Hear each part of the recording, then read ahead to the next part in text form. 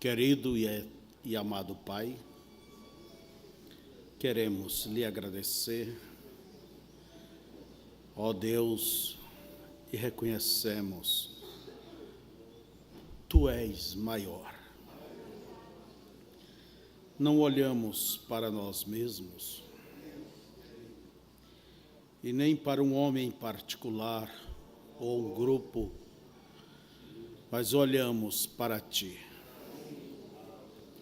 Como disse o Senhor, olhai para mim e sereis salvos. Tu és maior do que os nossos complexos. Tu és maior do que as nossas culpas, porque Tu podes perdoá-las e lançá-las no mar do esquecimento.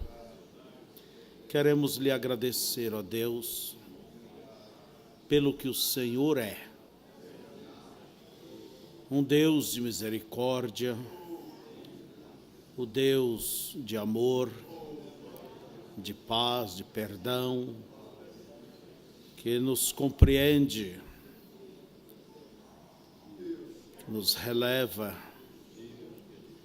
como um pai releva seus filhos e olha para eles acima de suas debilidades. Olha com aquele olhar paternal.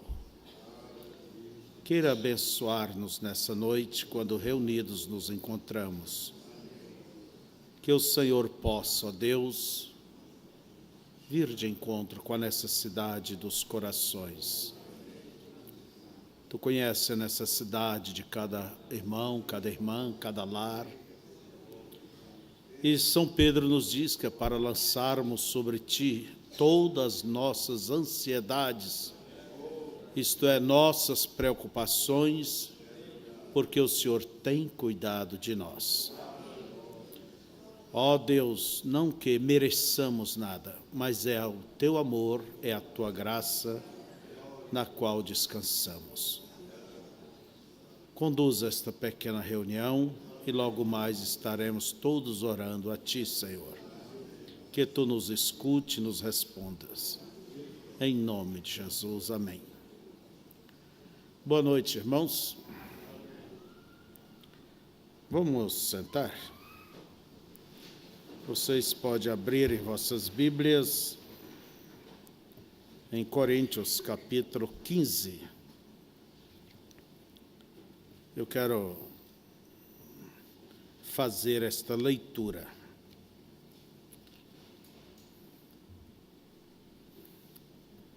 Estamos em poucos irmãos, né? Quando, na verdade, deveria o culto de oração, quarta-feira, é o culto, é o mais importante. É onde todos deveriam estarem aqui. Como diz o irmão Brana, não ficar em casa vendo Suzy, né? Um programinha de coisinha lá, perdendo tempo.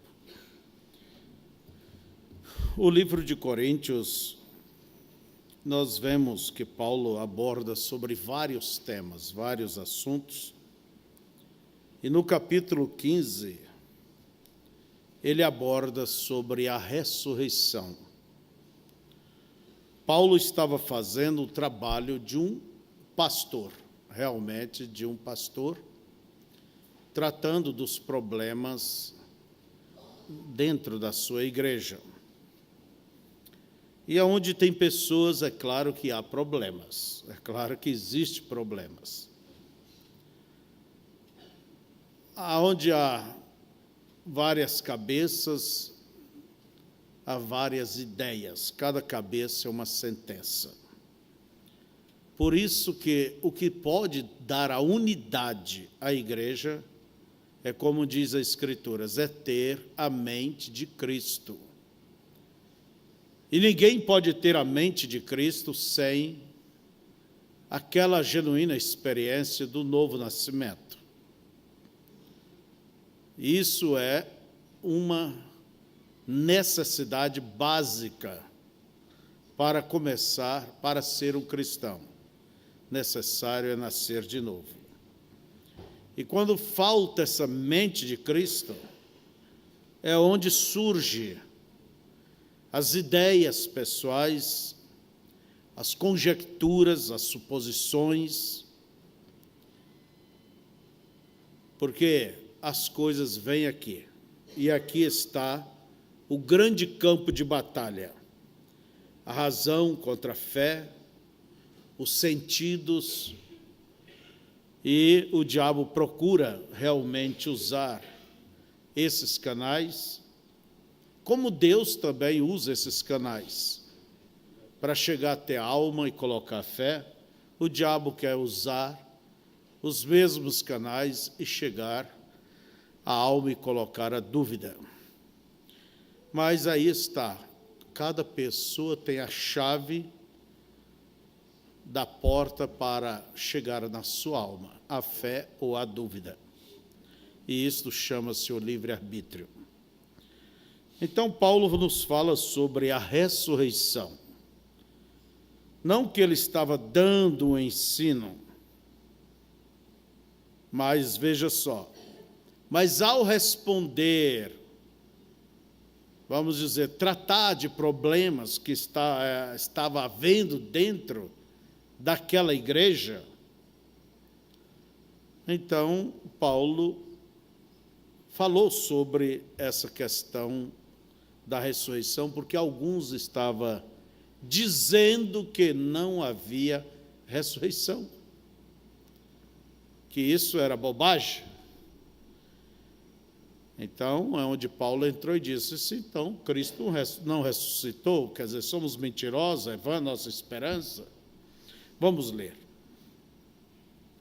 Também vos notifico, irmãos, o evangelho que já vos tenho anunciado, o qual também recebestes, e no qual também permaneceis, pelo qual também sois salvos, se o retiverdes, tal como vulo tenho anunciado.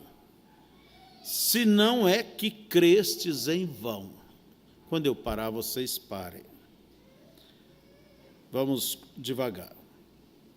Quer dizer, a salvação consistia em manter o evangelho como eles receberam, como vieram crendo, se não alterasse, entende? Mas se mantivesse naquela mesma linha, naquele mesmo espírito. Então, Paulo ele tinha uma segurança que o evangelho que ele anunciava, ele disse bem assim, Deus haverá de julgar o mundo através do meu evangelho. Eu gosto muito de um homem que anda com os pés no chão, sabe o que crê, sabe onde está. Então, e Paulo, ele como homem de Deus, ele disse, eu pus o fundamento, quer dizer, eu fiz o alicerce, agora cada um veja que tipo de casa vai construir, que tipo de material vai usar. Então, vocês vejam que é necessário se manter naquela simplicidade do início. Paulo mesmo diz que permaneceis na simplicidade na qual fostes chamado. Quer dizer, fomos encontrados desta forma, não devemos alterar. Porque aquele que começou a boa obra, ele aperfeiçoará, mas ele vai continuar se a gente manter naquele princípio. Então, nunca procure alterar a simplicidade do evangelho da forma como Deus chegou na sua vida.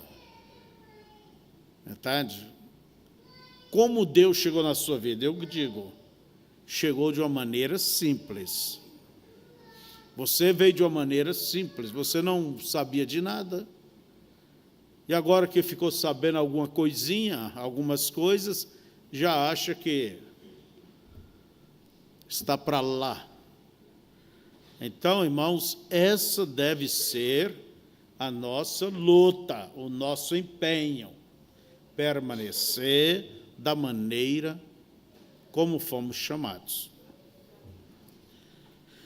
Porque primeiramente vos entreguei o que também recebi, que Cristo morreu por nossos pecados, segundo as Escrituras, e que foi sepultado, e que ressuscitou ao terceiro dia, segundo as Escrituras, e que foi visto por Cefas, Pedro, né?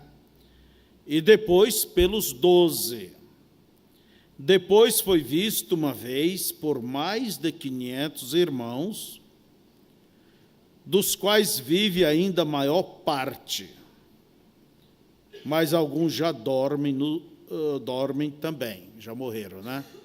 Por certo, quando Jesus disse para eles irem a Galileia, onde Jesus dali ascendeu-se aos céus, ali não estava só os 12, não. É claro que ninguém queria perder essa oportunidade. Foi visto por 500 pessoas. Depois foi visto por Tiago, não Tiago apóstolo, Tiago irmão de Jesus. Jesus tinha 4 irmãos, e 2 irmãs, é isso que dizem Marcos? Tiago, pode ver que se vê que ele se converteu após. Lembra que os irmãos de Jesus não criam nele? Por certo, houve uma aparição específica de Deus, Cristo, para Tiago, e esse é o Tiago que tem a carta dele na Bíblia. Tiago, irmão do Senhor. Depois, por todos os apóstolos. E por derradeiro de todos me apareceu também a mim, como a um abortivo, caminho de Damasco, não foi? Quando Jesus apareceu para ele. Porque eu sou o menor dos apóstolos, que não sou digno de ser chamado apóstolo, pois que persegui a igreja de Deus. Mas pela graça de Deus sou o que sou. E a sua graça para comigo não foi vã. Antes trabalhei muito mais do que todos eles. Todavia, não eu, mas a graça de Deus que está comigo. Então, ou seja eu, ou seja eles, assim pregamos e assim haveis crido. Ora, se prega que Cristo ressuscitou dos mortos, como dizem alguns dentre vós que não há ressurreição de mortos? E se não há ressurreição de mortos, também Cristo não ressuscitou. E se Cristo não ressuscitou, logo é vã a nossa pregação, e também é vã a vossa fé. E assim somos também considerados como falsas testemunhas de Deus, pois testificamos de Deus que ressuscitou a Cristo, a qual, porém, não ressuscitou, se, na verdade, os mortos não ressuscitam. Porque se os mortos não ressuscitam, também Cristo não ressuscitou. E se Cristo não ressuscitou, é vã a vossa fé, e ainda permaneceis nos vossos pecados. E também os que dormiram em Cristo estão perdidos.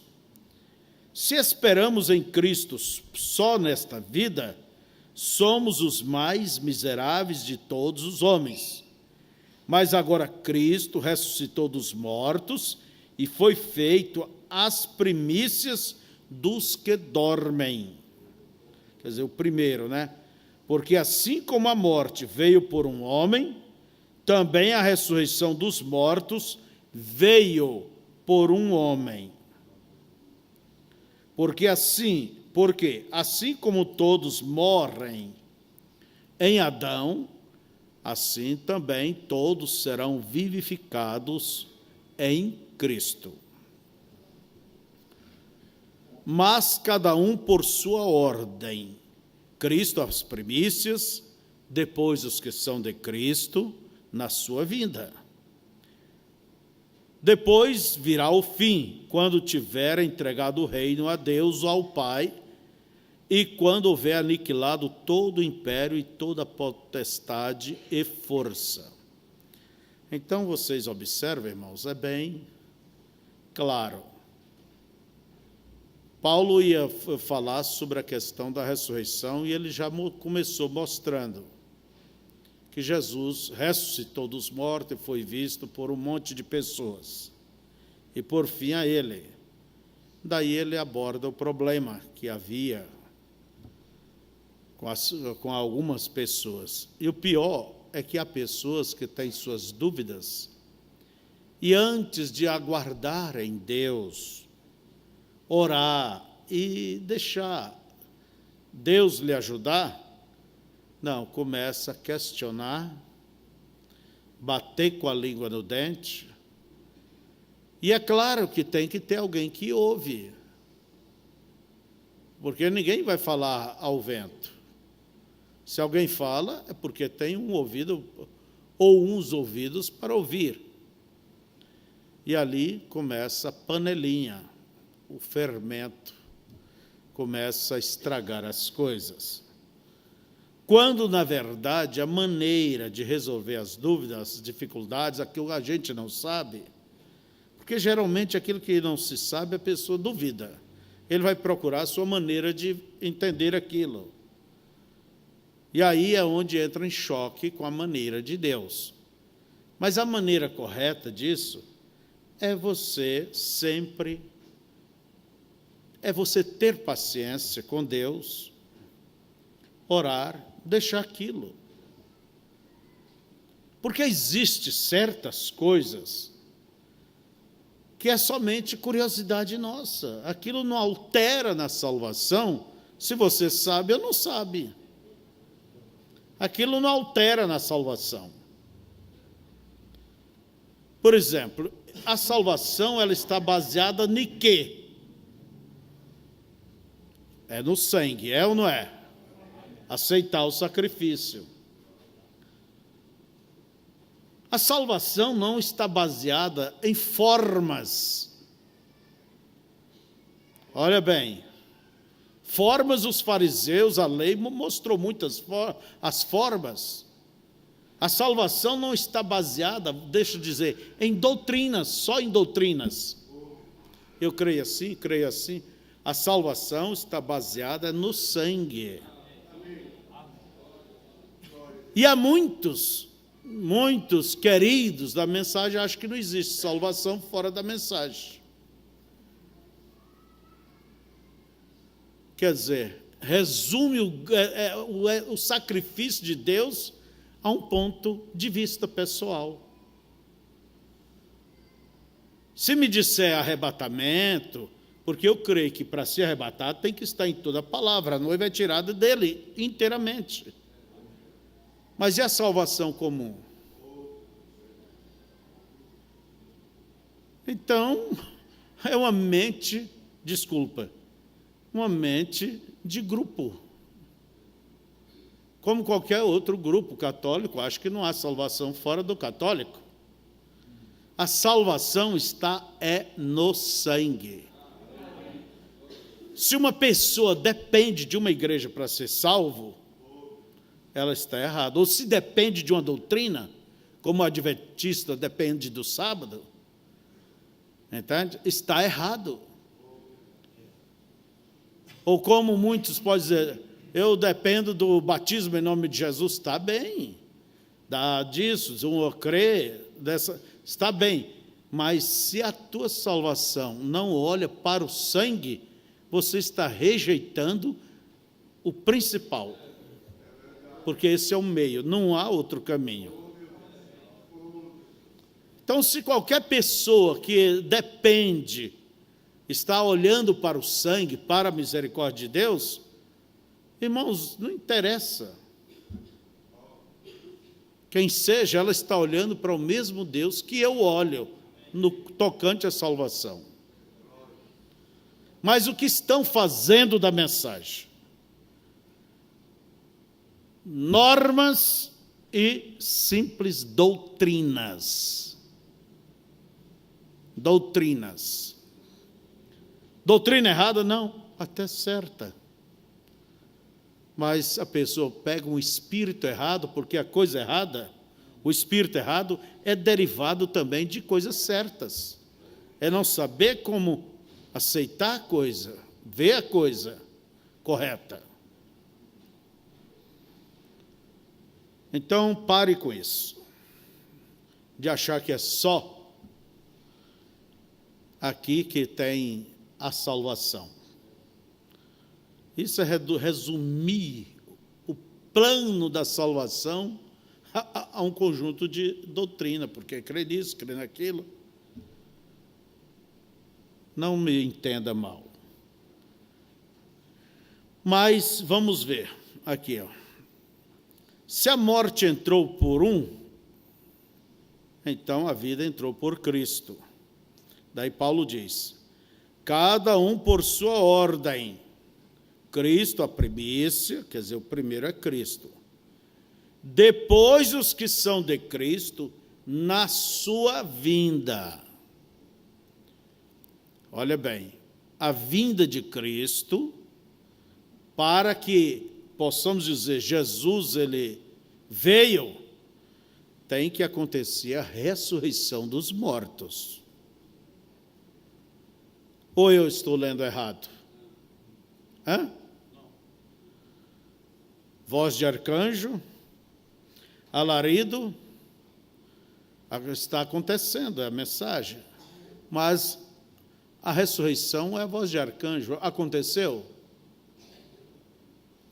A trombeta, a transformação dos nossos corpos, a chamada, a subida, já aconteceu?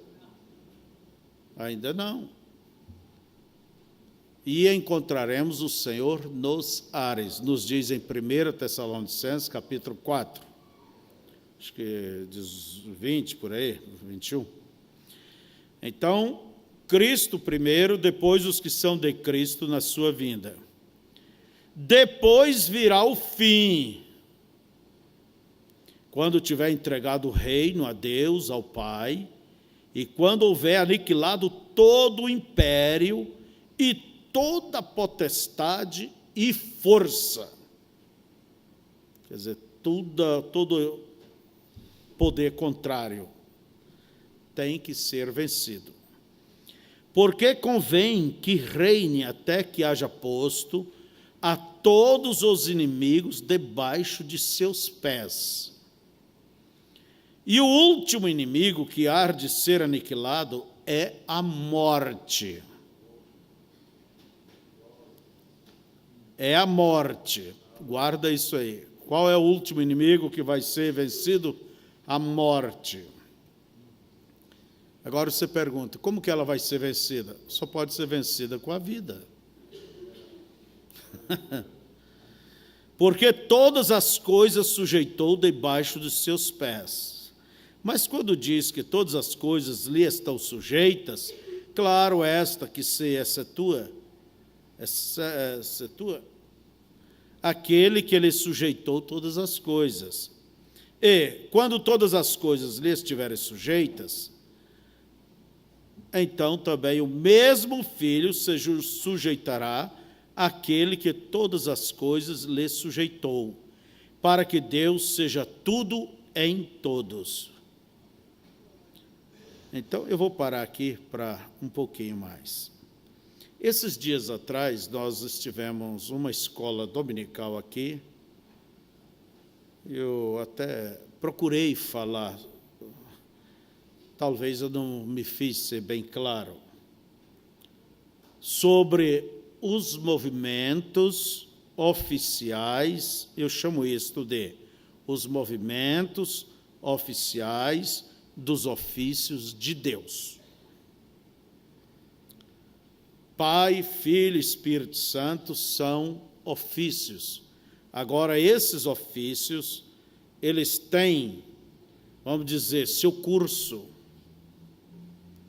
É como os ofícios de filho do homem, filho de Deus, filho de Davi. Quer dizer, nós não podemos misturar esses ofícios. Vamos dar um exemplo. Aqui temos o irmão Getúlio. Dentro da casa dele, ele é esposo. Para sua esposa, é um ofício. Para ele é pai, para o filho, seus filhos. E ele é avô para os seus netos. Então, ele é esposo, pai e avô. São 3 ofícios. E ele trata com cada um deles dentro do seu ofício. O filho não pode dizer meu esposo. A esposa não pode dizer vovô. Mas ele é uma só pessoa. Vocês estão entendendo? As pessoas confundem Pai, Filho e Espírito Santo e criam uma trindade por aí. Confunde. Só Jesus, os unitaristas, eles não entendem nada sobre os ofícios. Por isso eles descartam e dizem, não, é só Jesus e acabou. Não, nós temos que respeitar, reconhecer esses ofícios, esses movimentos de Deus. Por exemplo, Pai, Filho, Espírito Santo, Deus sujeitou tudo a Jesus. Tudo está sujeito a Ele. E o último inimigo a ser vencido é a morte. Será a morte. Quer dizer que esses movimentos de ofício, pai e filho, nós iremos seguir até que um dia tudo se culminará. Vocês entendem o que eu quero dizer? Mas até que isso não se cumpra, não se forme, nós temos que respeitar. Quando Jesus, nas Escrituras, muitas vezes diz que a graça de Deus, a Bíblia diz, e o amor de Jesus Cristo seja convosco. A pessoa ficou, será que é 2? Porque parece. Não, irmãos, vamos, a deidade, isso é, a divindade. Porque Deus, que é Espírito, Ele trabalha, manifestou através de um corpo. Entende? De um corpo. O próprio Jesus disse, o Pai é maior do que eu. Eu e o Pai somos um. E aí começa o problema. Jesus Cristo, o único Deus verdadeiro e a vida eterna. Aí é onde uns vai. Entende? Nós temos que ser flexíveis, quer dizer, não flexíveis, maleáveis, para compreender estas coisas. E Paulo diz, grande é o mistério da piedade. Ele chama isso de uma coisa misteriosa. Então, veja. Vamos seguir, senão a gente não termina, né? Aonde paramos?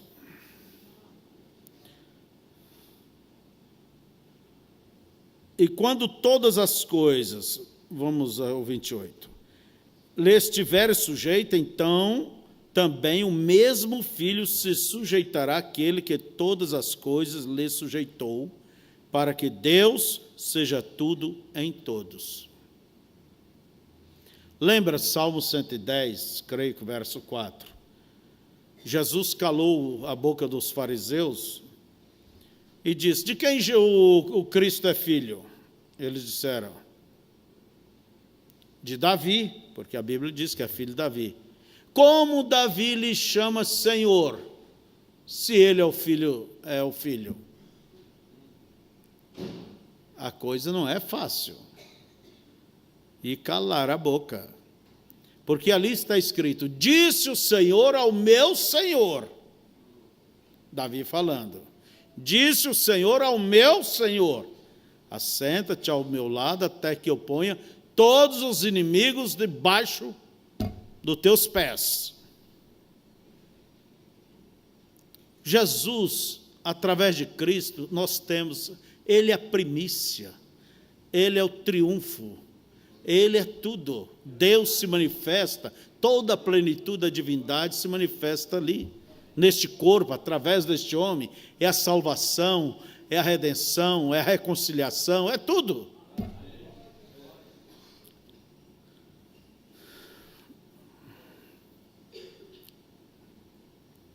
De outra maneira, que farão os que se batizam pelos mortos?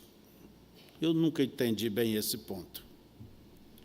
Se absolutamente os mortos não ressuscitam, por que se batizam eles então pelos mortos?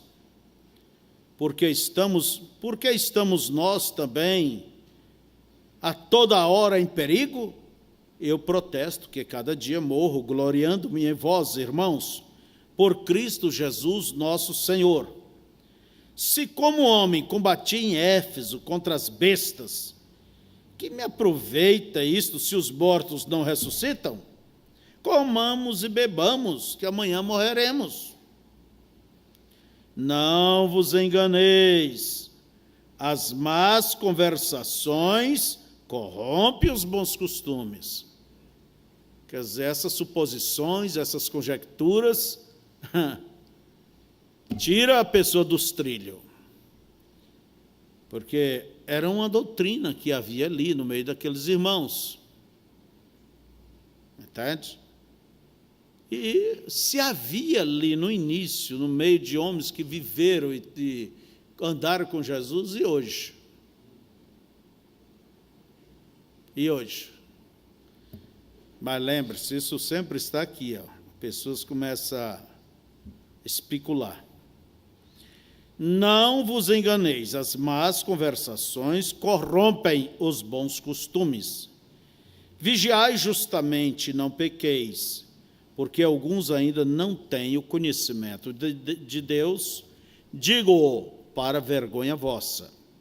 Mas alguém dirá, como ressuscitarão dos mortos?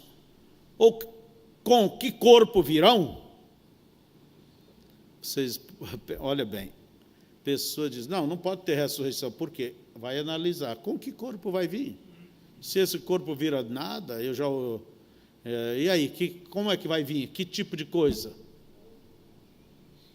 Que tipo de corpo? Vocês veem como que vem a coisa? Mas olha Paulo explicando. Insensato, o que tu semeias não é vivificado, se primeiro não morrer. E, quando semeias, não semeias o corpo que há de nascer, mas o simples grão, como de trigo ou de outra qualquer semente. Mas Deus dá-lhe o corpo como quer, e a cada semente o seu próprio corpo. Quer dizer, põe ali um grão de milho, nasce 2 folhas, põe o feijão, nasce uma coisinha interessante. É um corpo diferente. Nem toda carne é uma mesma carne, mas uma é a carne dos homens, e outra a carne dos animais, e outra a dos peixes, e outra a das aves. E há corpos celestes e corpos terrestres, mas uma é a glória dos celestes e outra a dos terrestres. Uma é a glória do sol, e outra a glória da lua, e outra a glória das estrelas, porque uma estrela difere em glória de outra estrela. Assim também a ressurreição dos mortos.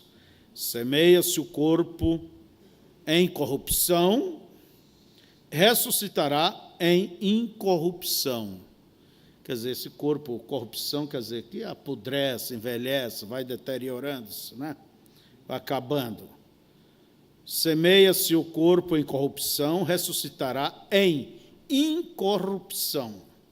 Semeia-se em ignomínia, ressuscitará em glória. Semeia-se em fraqueza, ressuscitará com vigor. Semeia-se corpo animal, ressuscitará corpo espiritual. Se há corpo animal, há também corpo espiritual. Assim está também escrito: o primeiro Adão foi feito em alma vivente, o último Adão em espírito vivificante. Eu vou parar aqui, irmãos. Para um pouquinho.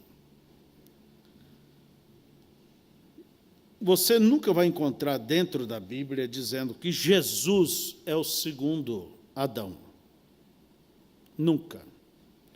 A Bíblia diz que ele é o último. Ele é o alfa e o quê? E o ômega. Você diz, mas irmão Febrônio, por que isso? Irmãos, Às vezes a gente escuta besteira de pessoas que não prestam atenção na própria Bíblia que está lendo, nas próprias mensagens. Você diz, que tipo de besteira? Já se ouviu pessoas dizer que o irmão Branham é o terceiro Adão. Isso é produzir escândalo. Isso sei lá de onde apanharam isso, só deve ter apanhado lá da mão do diabo. Diga o que está escrito. Diga o que está escrito. Irmão Branham, terceiro Adão. Então, veja, não deveria nascer em pecado? Isso é divinizar o homem. Por isso que eu bato na Escritura, quanto às Escrituras. É isto aqui. Às vezes você pode dizer, Jesus, o segundo Adão, mas não quer dizer que isso dá lugar para um terceiro, porque a Bíblia é categórica em dizer o último Adão. Último. Se é o último, não tem mais nenhum outro depois dele. Mas não é primeiro o espiritual, senão o animal, depois o espiritual. O primeiro homem da terra é terreno, o segundo homem, o Senhor, é do céu. Qual o terreno? Tais são também os terrenos. E qual o celestial? Tais também os celestiais. E assim como trouxemos a imagem do terreno, quer dizer, de Adão, né? Assim traremos também a imagem do celestial. E agora digo isto, irmãos, que a carne e o sangue não pode herdar o reino de Deus, nem a corrupção herda a incorrupção. Olha bem, que a carne e o sangue não herdam o reino de Deus. Quer dizer, é isso aqui, ó. Nem a corrupção vai herdar a incorrupção. Eis aqui vos digo o mistério. Na verdade, nem todos dormiremos, quer dizer, nem todos vamos morrer, mas todos seremos transformados. No momento, no abrir e fechar de olhos, ante a última trombeta, porque a trombeta soará, e os mortos ressuscitarão incorruptíveis, e nós, quer dizer que estamos vivos, né? Seremos transformados. Porque convém que isto que é corruptível se revista da incorruptibilidade, e que isto que é mortal se revista da imortalidade. E quando isto que é corruptível se revestir da incorruptibilidade, e isto que é mortal se revestir da imortalidade, então cumprir-se-á a palavra que está escrita: tragada foi a morte na vitória. Onde está a morte, o teu aguilhão, quer dizer, o teu ferrão? A morte é como uma abelha, ela tem um ferrão, deixa o ferrão na pessoa e a abelha morre. E o dia que o diabo aplicou o ferrão em Jesus, foi o dia que a morte morreu. E graças a Deus, nós temos um memorial. Ele vive, ele não está aqui. Ele ressuscitou. Para nós é o quê? É um memorial. Israel, quando estava no Egito, eles tinham o corpo de José como um memorial. José foi um profeta. E José disse: o Senhor vos visitará e vocês sairão um dia daqui. E quando vocês forem, leve o meu corpo convosco. Então, vamos ir lá no museu onde está o corpo de José. Temos uma promessa. Deus, através do seu profeta, José, disse que um dia Deus ia nos visitar. Isso combinou com o que falou com Abraão.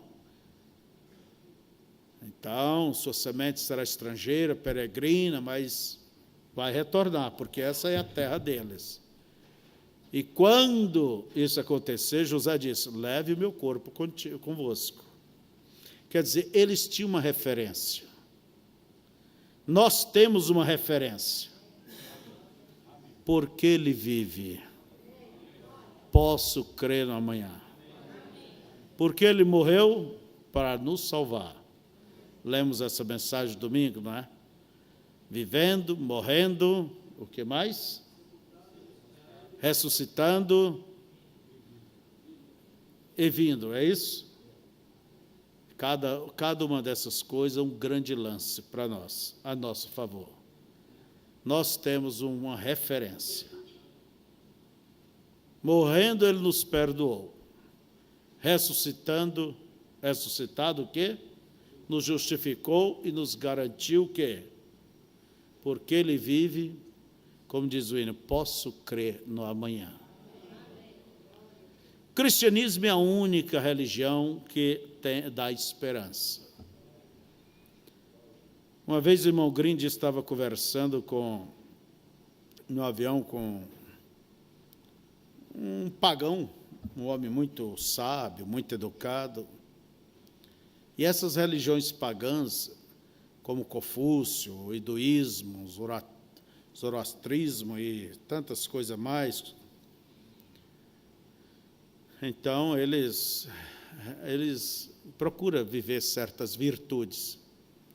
E o homem mostrando as suas virtudes, como que é, e realmente vivendo aquilo. O irmão Grindes perguntou: escute, a tua religião, ela oferece esperança?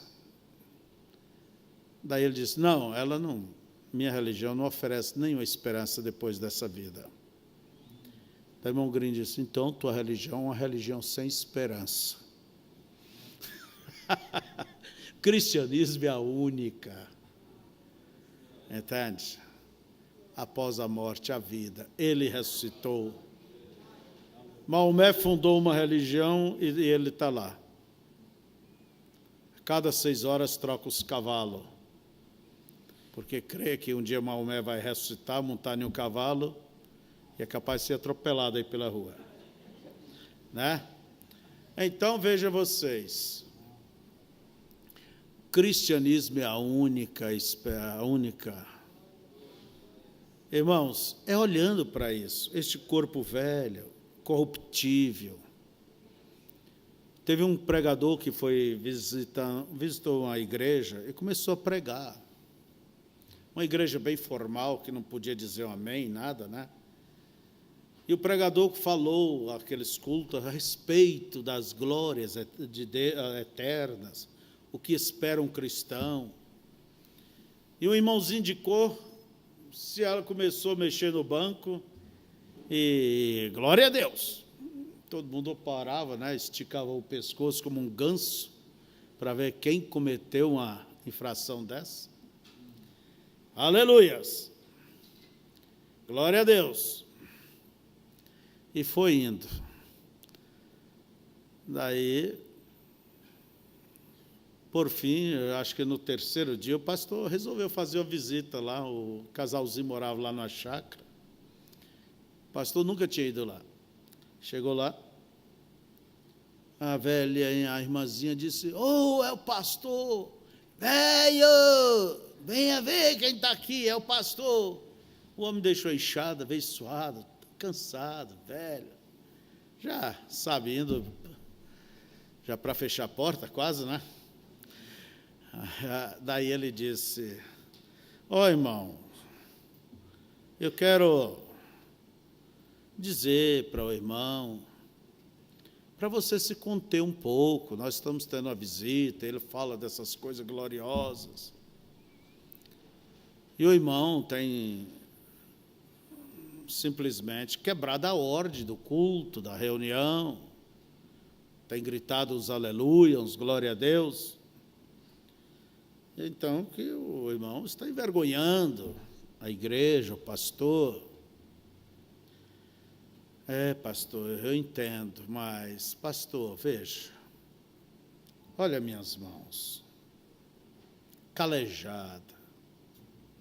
Olha essa pele. E começou a mostrar, olha a minha pobreza, minhas dificuldades, minhas roupas. Olha isso aqui. Um dia eu era jovem, forte, agora eu já estou apagando. Velho.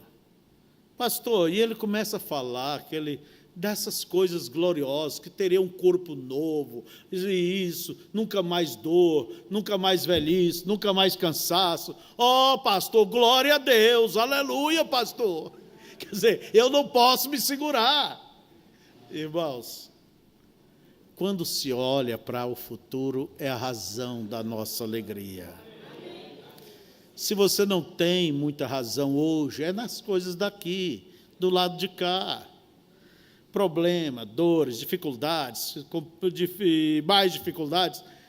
Deus nunca prometeu para nós descanso aqui. Ele disse: levantai-vos e andai-vos, porque não é aqui o vosso descanso, por causa da corrupção que destrói, sim, que destrói grandemente. Quer dizer, siga, é lá na frente. Então, como diz o outro, com botina ou sem botina, glória a Deus, aleluia, né? Então, veja,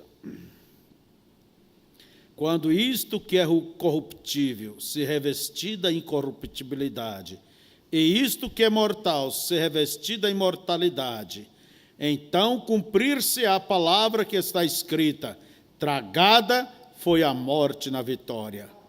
Onde está, ó morte, o teu aguilhão? Onde está, ó inferno, a tua vitória? Ora, o aguilhão da morte é o pecado, e a força do pecado é a lei, mas graças a Deus que nos dá a vitória por nosso Senhor Jesus Cristo. Portanto, meus amados irmãos, sede firmes e constantes, sempre abundantes na obra do Senhor, sabendo que o vosso trabalho não é em vão no Senhor. Vamos todos ler este último verso. Portanto, meus amados irmãos, sede firmes e constantes, e sempre abundantes na obra do Senhor, sabendo que o vosso trabalho não é em vão no Senhor. Vamos aplaudir o Senhor? Aleluia! Aleluia! Glória a Deus! Glória a Deus! Aleluia! Glória a Deus! Como diz, com botina ou sem botina, né? Os diáconos prometendo lá para o irmão, para que não se animasse dentro da igreja: olha, irmão, nós vamos te dar uma botina, desde que você fica quieto. Mas quando a coisa atingiu o coração dele, primeira coisa, com botina ou sem botina? Glória a Deus, aleluia. Então, que Deus os abençoe. Irmãos, é nisso aqui, nosso prazer está aqui. Não é do lado de cá. Ele nunca prometeu coisas e mais coisas aqui. Às vezes o teu trecho é pesado, a tua cruz é pesada, parece que é mais do que as outras, mas lembre-se, Ele nunca permitiria uma coisa acima das tuas forças. Eu penso que o mínimo que você tem é o dobro de força. Então, você tem força. Não é do lado de cá, é do lado de lá. Vamos perseverar, olhando. Faça só isso aqui. Simplesmente não olhe para as coisas lá de fora, erradas. Olhe para estas coisas. Isso é para aqueles que caminham com Cristo. Vamos orar um instante. Eu tomei tanto tempo, né, nessa leitura, mas vocês da internet que nos acompanham, se pode também, entre em seu quarto, tenha um tempo de oração perante o Senhor. E vamos nós aqui orar ao Senhor. Vamos ajoelhar. Eu vou pedir vocês se ajoelhem, venham à frente, como seja. Vamos orar uns 15, 20 minutos, só um instante por causa do nosso tempo. Abra o seu coração a Deus.